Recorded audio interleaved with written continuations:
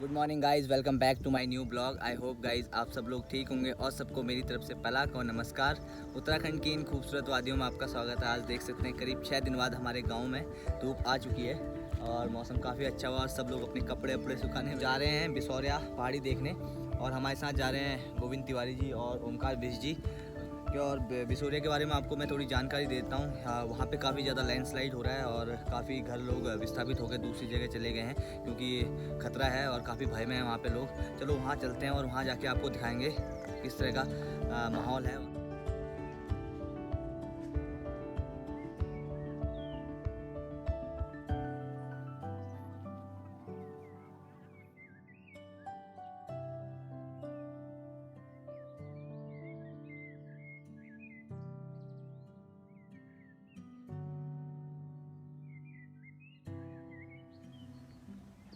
और आप गांव देख सकते हैं कितना शानदार ये गांव है। तो गाइज़ काफ़ी करीब आ चुके हैं हम उस पहाड़ी के और बहुत सारे लोग तो सामान भी साथ देते क्योंकि जो लोग वहाँ जिनका वहाँ पे घर है तो वो लोग कहीं और जाके टेम्परेरी अभी रुकेंगे क्योंकि इतने अचानक से ये चीज़ें उनके साथ हो गई हैं ये आपदा। तो इससे काफ़ी ज़्यादा प्रॉब्लम वो लोग फेस कर रहे हैं। फ़िलहाल उस जगह पर हम पहुंचने वाले हैं और फिर आपको दिखाते हैं वहाँ का कैसा इस टाइम माहौल है। और देख सकते हैं गाइस कितना ज़्यादा लैंडस्लाइड हुआ है। वहाँ से उस एरिया से पूरी ज़मीन धंस गई है करीब 1 किलोमीटर तक नीचे।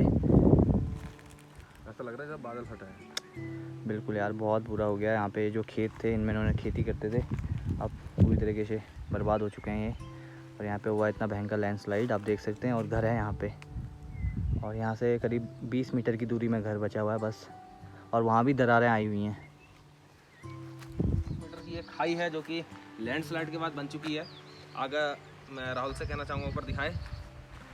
वो पूरे खेत हुआ करते थे। अच्छा। अगर आप देखेंगे उनको तो पूरे के पूरे खेत हैं जिनमें उन्होंने जुताई की है, मडवे वगैरह की खेती करी है। अगर आप देख पा रहे होंगे तो पूरे की पूरी खेती जो है ख़त्म हो चुकी है और ये धीरे धीरे बहुत ही स्लोली जो है नीचे की तरफ आ रहा है। अगर मैं बात करूँ किसी भी भूस्खलन की, तो भूस्खलन क्यों होता है कि जब पानी इसमें पानी किसी पहाड़ी पर गिरता है तो उस पर जो मिट्टी होती है उसमें एक दलदल नुमा संरचना बन जाती है। अगर आपको मैं नीचे दिखाऊं उधर पत्थर मार करके तो आप देख पाएंगे कि वो स्थिति किस तरीके से हो जाती है। एक इस तरीके की लुगदी जैसी बन जाती है। लेकिन पानी का जो स्वभाव होता है वो होता है नीचे की तरफ बहना।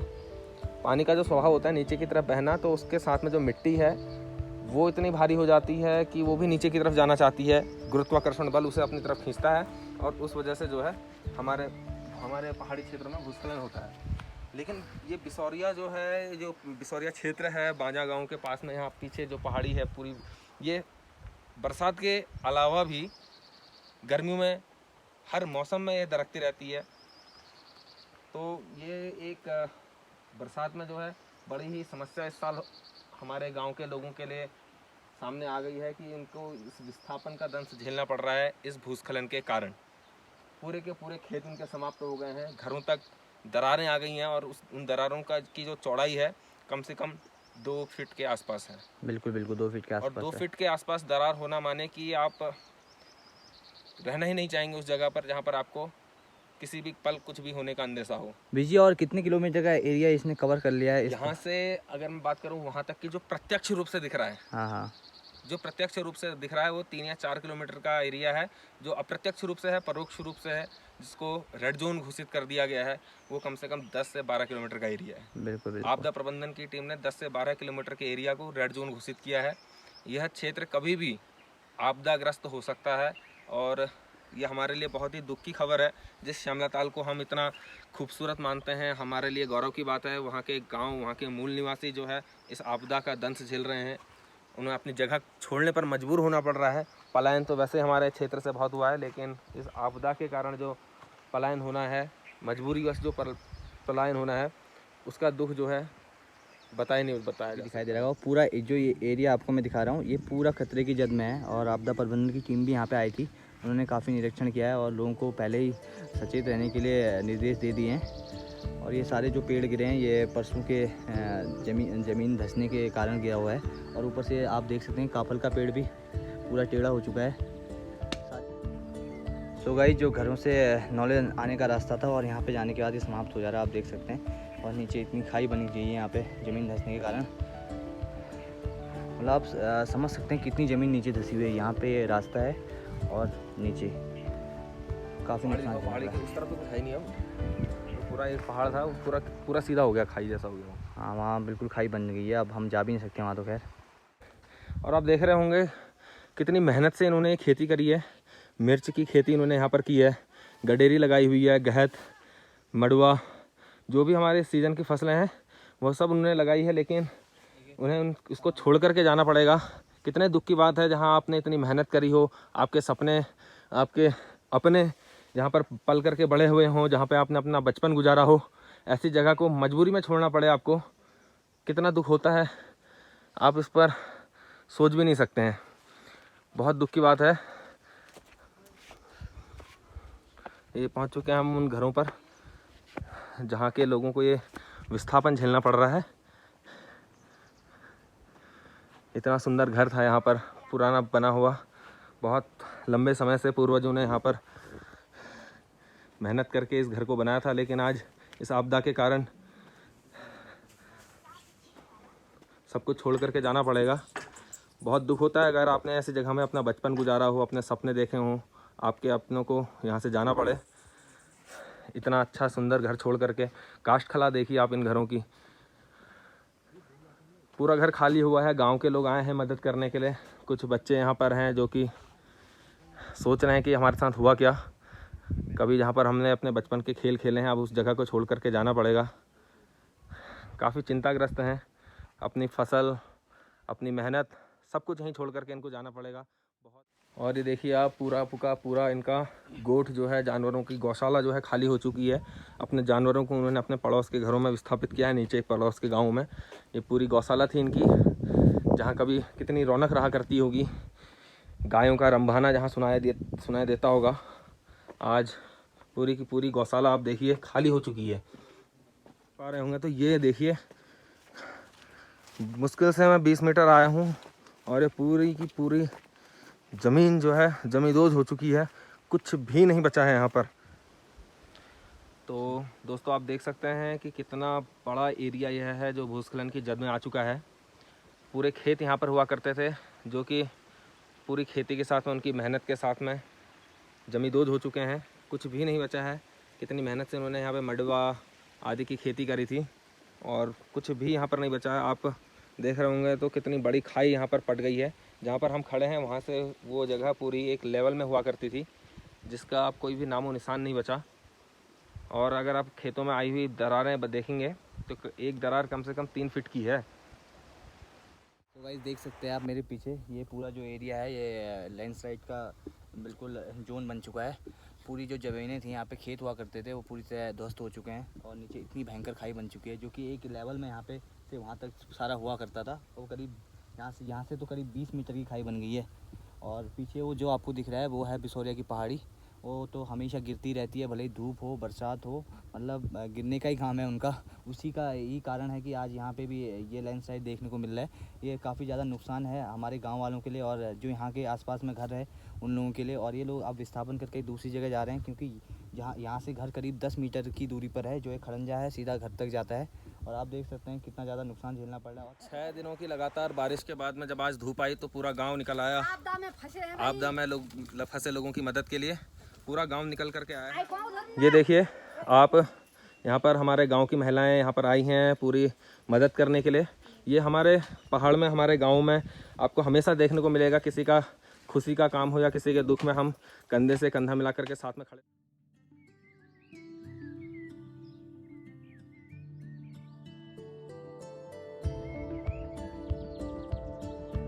सो गाइज़ हम भी थोड़ी हेल्प कर रहे हैं।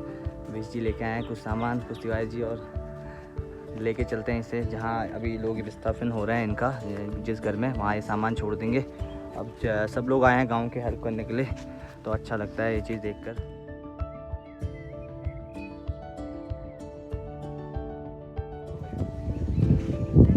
सब लोग सामान लेके आ गए हैं और यहाँ रखेंगे फिलहाल।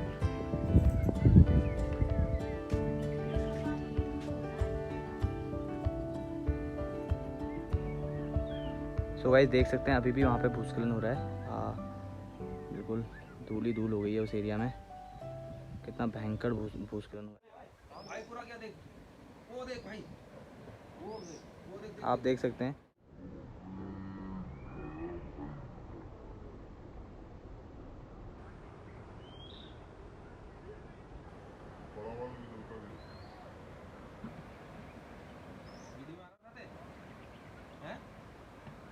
छोटा दिख रहा है ना, लेकिन इधर से बनाओ, इधर से देख बेर आप लोग बदला देव अभी देखता आज शैन हो जाए तो की छो सर तो सीवाल पहले से शारदा की और इसकी विशौरिया की कौन आगे पहुंचता है करके कौन उधर लोग शारदा कहाँ पूछी शारदा तो बटा बार जन शारदा बड़ा बार जनी है शारदा थोड़ी है उन है वो देखे कन्ने वाली है तू देख ले कि अब हम ही देख लो बिशोरे दिखाल छो बिसौरे का क्या हुआ? बिसौरे तो यही हुआ, यही नहीं रहेगा तो देखेगा क्या?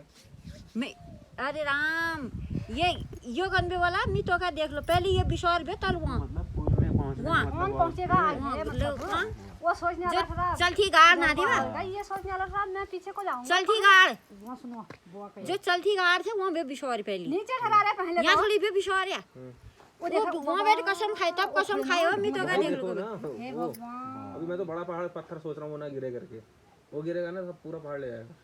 तब कसम खाए पे वाले मी तो का देख लो खबर है मैंने तो ऐसा सुना कि वो लदिया नदी जो है वो कहती है मैं यहाँ से पूर्णागिरी होते हुए मिलूंगी तेरे से। हां वो मिलता ही है अब ये अब मिल ही जाता है ये देखना अब देख लिया इसने वो जलकुंड इतना ही तो है यार, जलकुंड इतना ही गिरना है बस, बस, उसके बाद तो ये सब गिरेगा तो फिर हो कुछ गया, है ही खोला पड़ गया नहीं। था हाँ तो। खोला आगे नीचे को। तो बराबर है आपने वीडियोस देखी होंगी किस तरह से वो पहाड़ी दरक रही है और गिर रहा है, पूरा लैंडस्लाइड वहाँ पे हो रहा है। और महिलाओं और यहाँ के गांव के बुजुर्गों से जो हमें बात पता चली, जो इसके पीछे एक कहानी है उसके बारे में भी हमें पहली बार मुझे तो पता चला। और ऐसा सुन के मतलब मैं तो आश्चर्यचकित हो गया अगर ये बात सच्ची हो गई।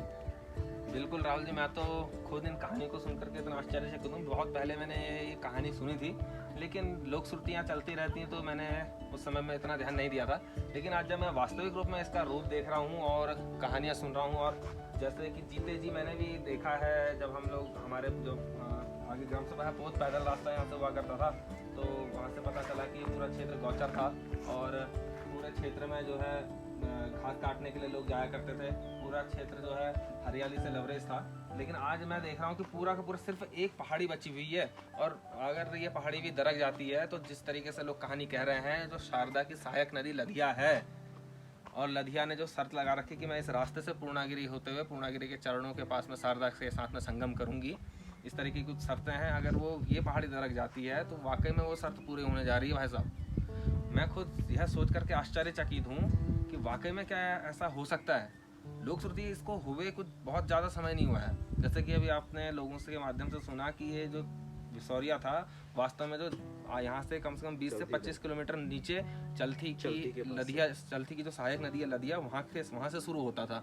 और आज ये होते होते कम से कम 20 किलोमीटर का एरिया इसने अपने अंदर ले लिया है, और आज ये सिर्फ एक पहाड़ी बची हुई है, और इस पहाड़ी का पतन और उन दोनों का मिलन। वास्तव में मैं इस कहानी को जान करके आश्चर्यचकित हूँ भाई साहब। और ये कुछ 500 साल पहले, 700 साल पहले, 800 साल पहले की बात नहीं है।